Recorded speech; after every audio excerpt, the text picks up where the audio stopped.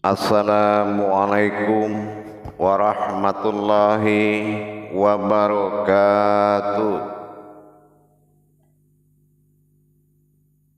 Alhamdulillah, alhamdulillahi rabbil alamin. Assalatu wassalamu ala asrafil anbiya'i wal mursalin, Sayyidina wa maulana Muhammadin. Ashhadu an la ilaha illallah kul malikul haqqul mubin, wa ashhadu anna Muhammadan abduhu wa rasuluh was-sadiqul wa'adal amin.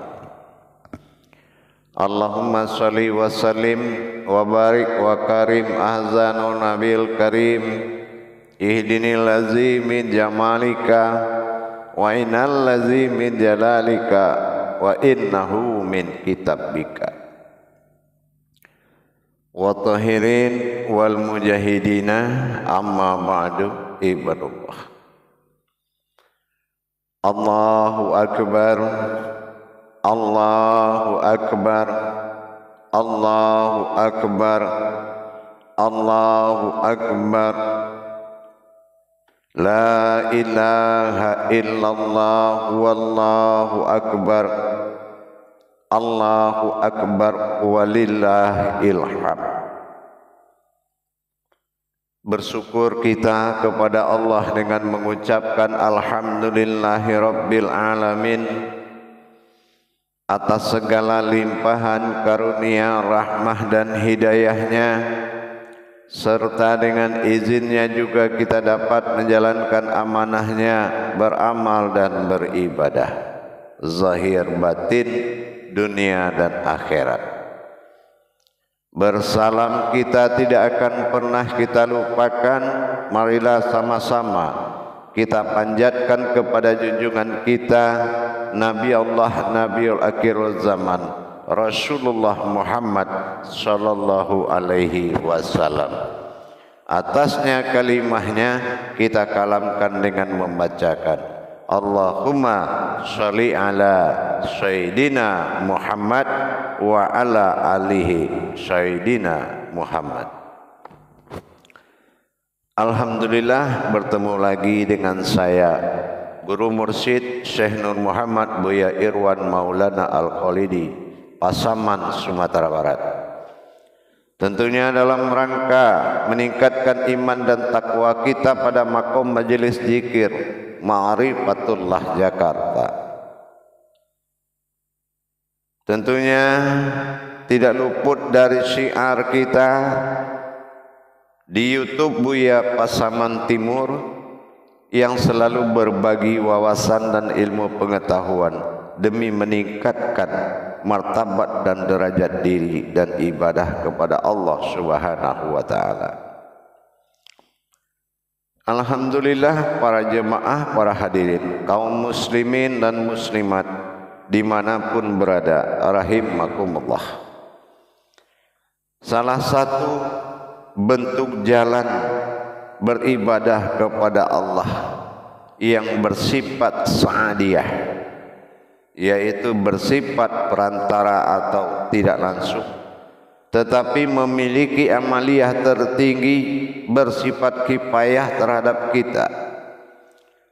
Dalam melaksanakan ibadah-ibadah tersebut, perlulah kita memiliki wawasan dan ilmu pengetahuan sebagai landasan niat kita, doa kita kepada Allah Subhanahu wa ta'ala.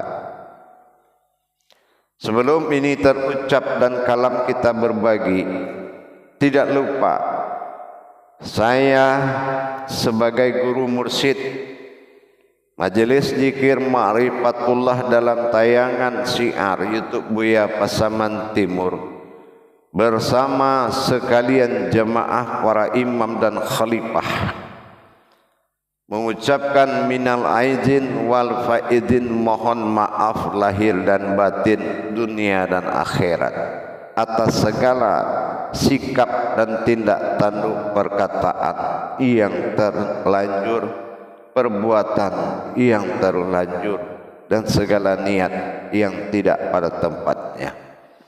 Kalam-kalam yang diucapkan kalau salah adalah milik saya, milik kami, dan kebenaran itu datang daripada Allah.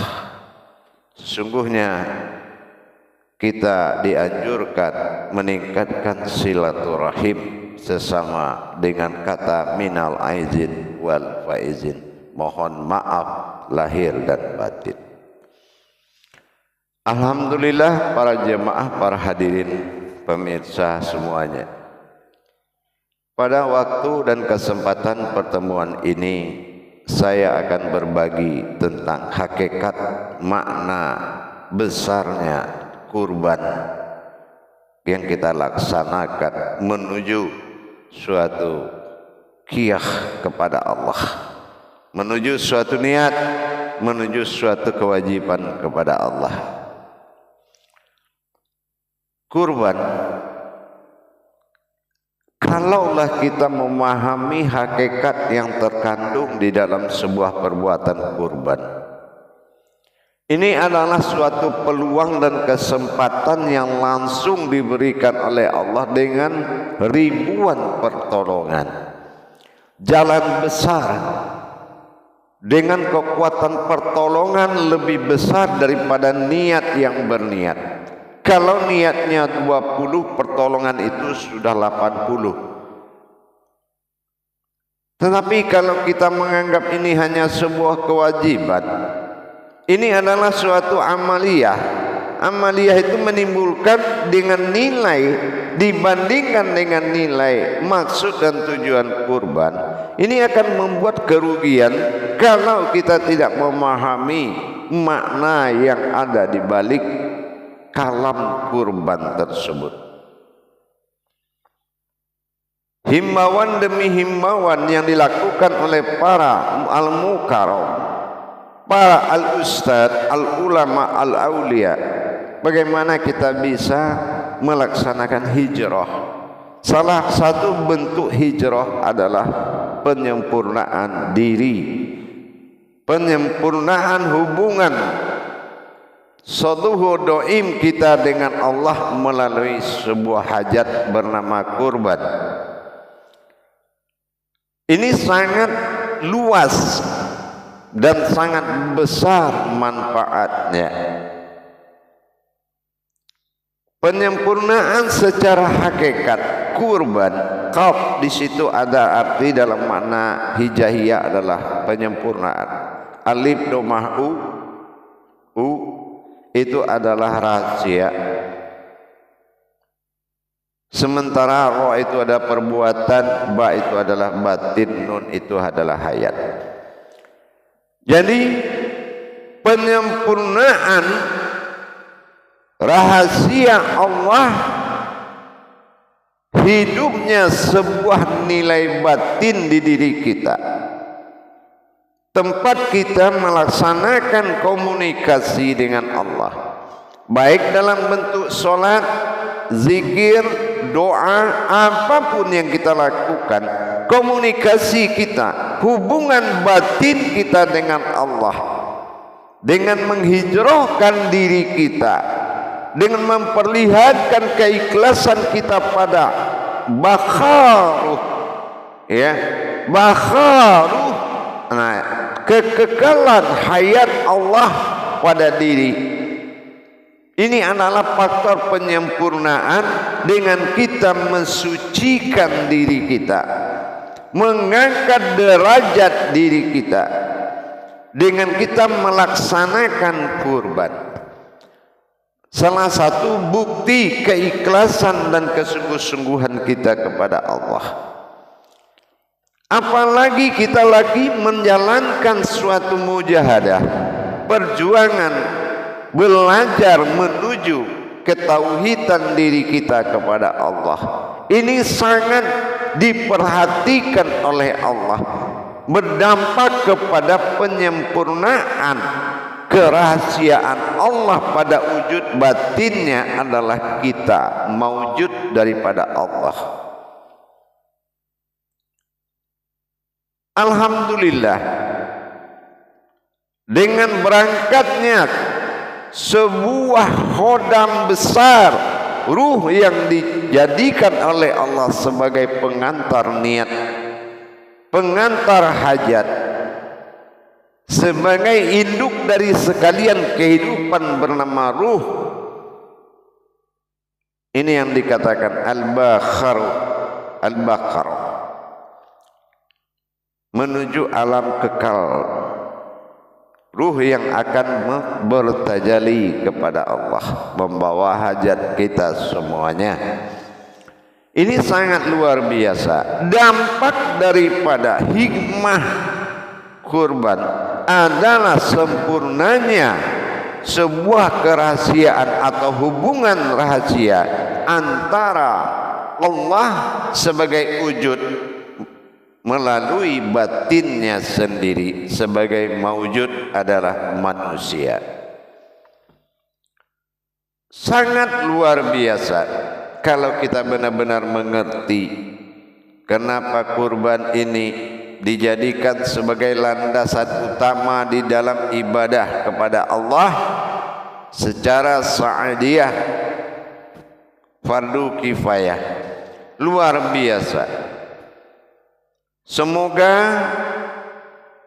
para hamba-hamba Allah, para umat-umatnya Rasulullah Muhammad sallallahu alaihi wasallam diijabah oleh Allah apa yang menjadi hajatnya di dalam pelaksanaan penyempurnaan diri, disebut dengan kurban. Kurban adalah suatu sifat tajalli berhubungan batin, penyempurnaan hubungan batin dengan Allah. Beramaliyah kita melaksanakan keikhlasan kepada Allah agar sampai satu doa, dua amaliyah, yang ketiga ibadah, yang keempat adalah hayat hidup. Allah akan membalas dengan segala kebaikan, dan apa yang kita inginkan akan menjadi kenyataan. Inilah nilai dari kurban tersebut. Kenapa dijadikan pada hari hijrah al-hajj?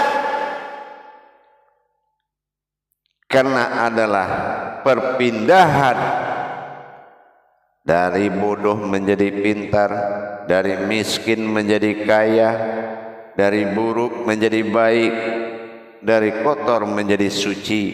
Itu hijrah al-hajj, disebut dengan ibadah haji, duha wal laili.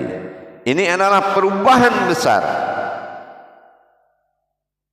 Datangnya Idul Adha dalam masa kurban, ini hubungan adha dengan kurban adalah hari kebesaran, hari pertolongan. Adha, perjalanan kekuatan besar. Alif dal ha. Maka inilah kesempatan kepada kita yang memiliki hajat, dan apabila kita tidak mampu melaksanakan, maka kita melaksanakan sholat Idul Adha. Sholat Idul Adha ini dilakukan dengan ikhlas dan hati yang pasrah. Maka dengan itu, perbuatan tajalli kurban yang dilakukan oleh umat Islam adalah perbuatan tajalli batin kepada Tuhannya. Ini akan terjadi hubungan langsung kepada Allah. Kalau doa tidak sampai, tapi ada kekuatan yang sampai mengantarkan doa dihimpun dalam satu kali dalam satu tahun, berangkat menuju arasnya Allah, ada hanya Allah, insya Allah pasti diijabah oleh Allah. Sebagaimana Allah tidak lalai dengan kesalahan orang umatnya, Begitu juga dia tidak akan pernah lalai dengan kebaikan sekecil apapun yang kita lakukan. Perubahan-perubahan kehidupan hijrah pada adha ini akan terjadi perubahan. Sumbangkan tenaga, pikiran, sumbangkan dan laksanakan dan ikut andil dan merayakan pertolongan yang sangat besar ini. Sedikit apapun, sekecil apapun yang kita lakukan, pertolongan dan perbuatan di Idul Adha ini akan besar nilainya di mata Allah Subhanahu wa taala. Kita akan mengalami perubahan-perubahan tanpa kita sadari. Tentunya dengan bersyukur dan berharap perubahan itu akan datang ke diri kita dalam kehidupan kita sehari-hari, bahkan dalam tawakal kita kepada Allah, dari tidak mampu berhakikat dan mampu bermakrifat sampai pada mampuan bermakrifat kepada Allah. Begitu juga dalam kehidupan. Mudah-mudahan ibadah kurban kita sama-sama terijabah oleh Allah Subhanahu wa taala.